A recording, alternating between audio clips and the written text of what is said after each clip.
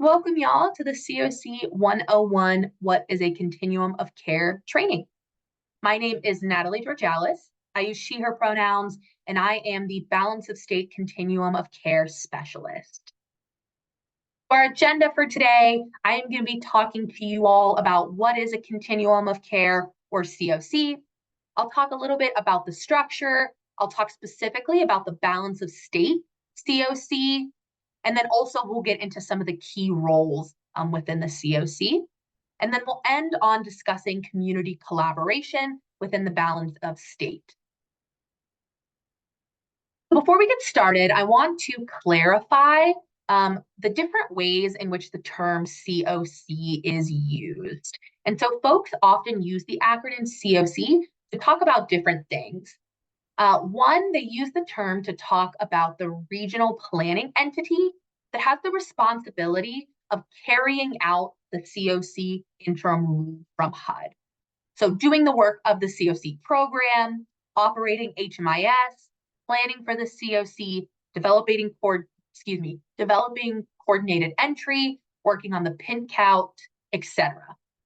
The other way that it's often referred to is the specific program that HUD funds.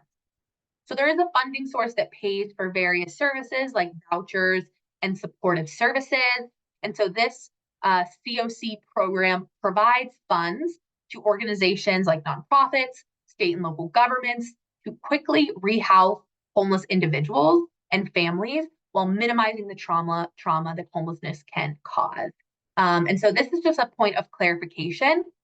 You will also sometimes hear COC referred to as maybe Southwest COC or Northwest COC. And I'm going to get into that a little bit later, but that is referring to the regional planning groups that are within the balance of state COC. So I know that's a bit confusing. I hope that clarifies for folks. If you ever have questions on that, please reach out. I'm going to share my email at the end of this recording. So what is a COC? Getting into that structure.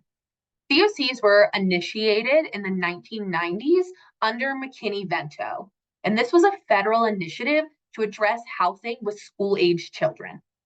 They were essentially developed to more effectively and in a more coordinated way get funding for housing to communities. Instead of HUD receiving applications from various agencies within the same community, they created the COCs to now require agencies within a community to submit a coordinated application. And so this really helped streamline the application, create more coordination within a community, and also get rid of some of that competition for folks serving the same communities, serving the same population within a community. It also requires housing services and folks who receive funding to work together to address housing and homelessness, really for the benefit of the people that we're serving. And so hopefully this is leading to more coordinated approaches to ending homelessness. This is a really helpful graphic, I think, shows what the absence of coordinated entry or a coordinated response looks like. So you can see the graphic is pretty messy. Folks who are looking for services might be thrown in 100 different directions, sent to 10 different agencies looking for services, and can really be a barrier for folks.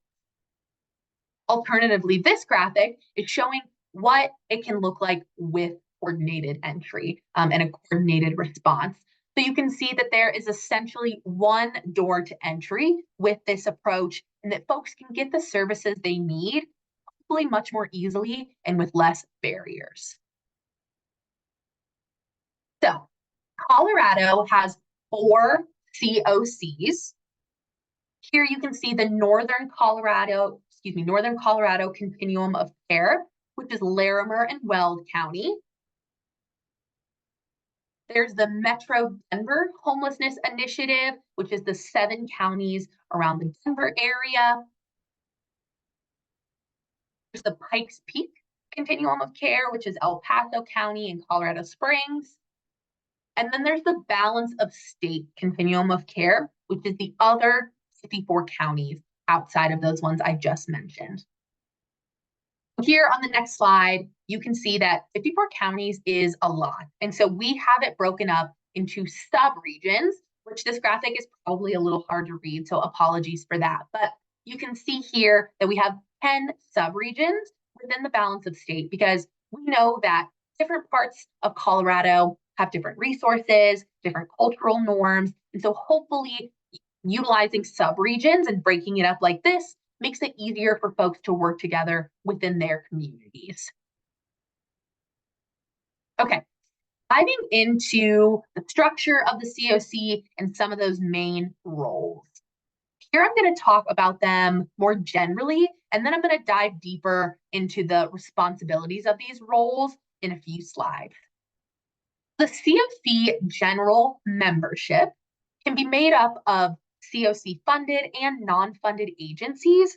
And these are key stakeholders, individuals, organizations that are representing and intersect with homelessness. These general members vote on the COC governing board.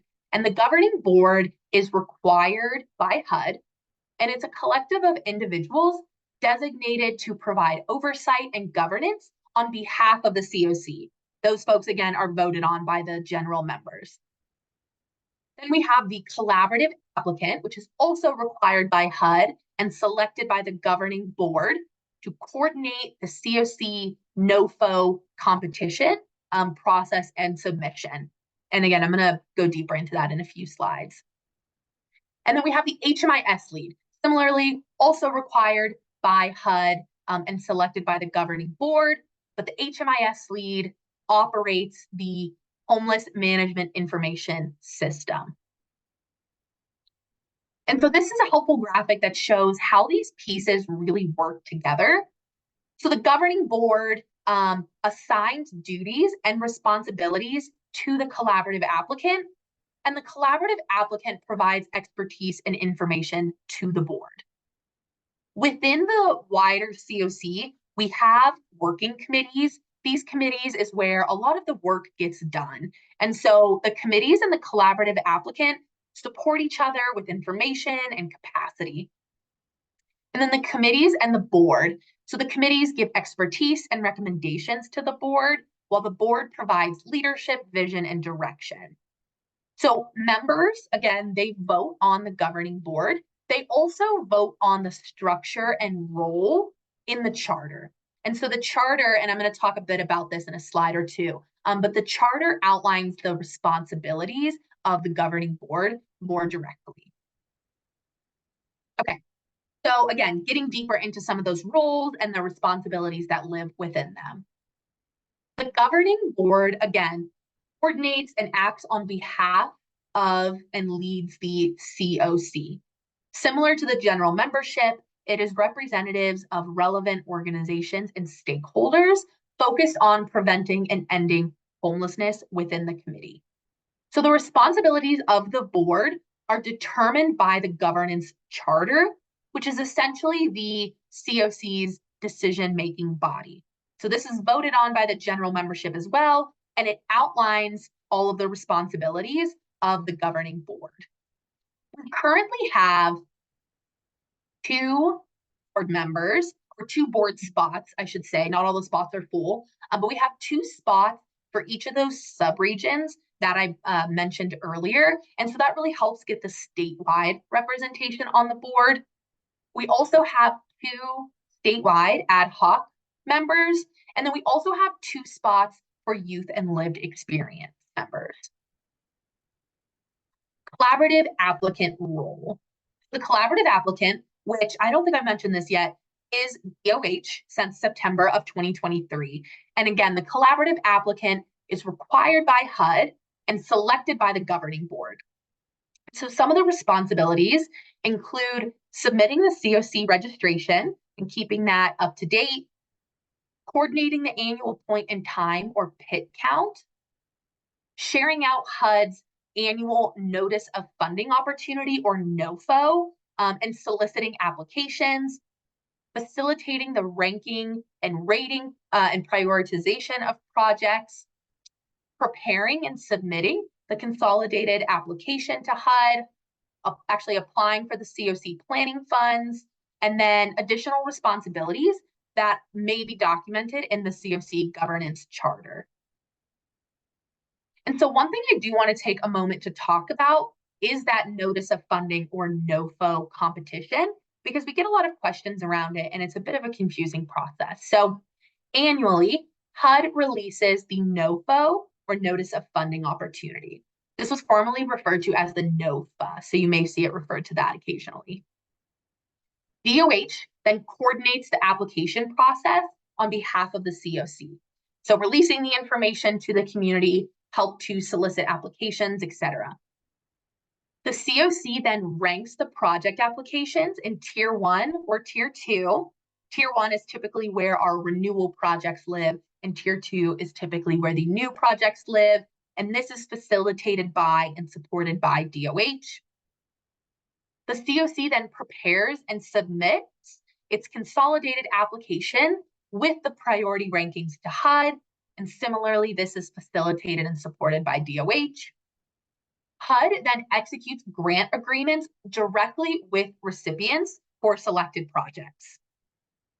And then those reports are due to HUD. There's continued collaboration between the grant recipients and HUD, and then there's preparation for the next NOFO.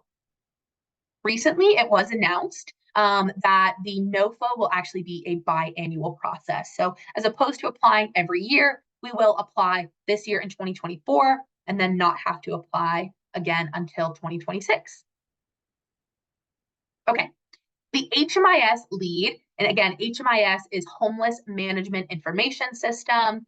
Our HMIS program manager is Matt Richards. Some of you may have already met him.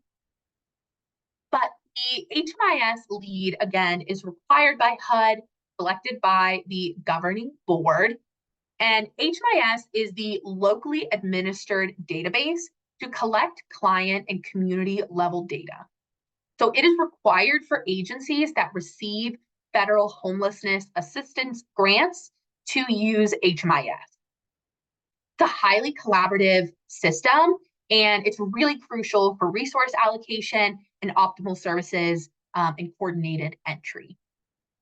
Every COC has an HMIS lead. So our, again, HMIS lead is DOH, and as the HMIS lead, we are responsible for ensuring that the COC is meeting the HUD HMIS requirements through data quality, program setup, etc., that the COC is adhering to HMIS best practices and implementing day-to-day and annual activities, such as analyzing data, training end users, communicating data, pulling reports, etc. Okay, those are the key roles within the COC. I'm now going to take a moment to talk about regional coalitions and community coordination.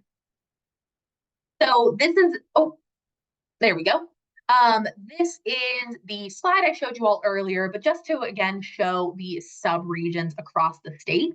We have 10 sub-regions within the balance of state. We often refer to these as regional planning groups or regional coalitions. You may hear them referred to as like the Western Slopes COC or San Luis Valley COC. But again, these are regional planning groups within the balance of state COC. Kind of confusing terminology, but some clarification there.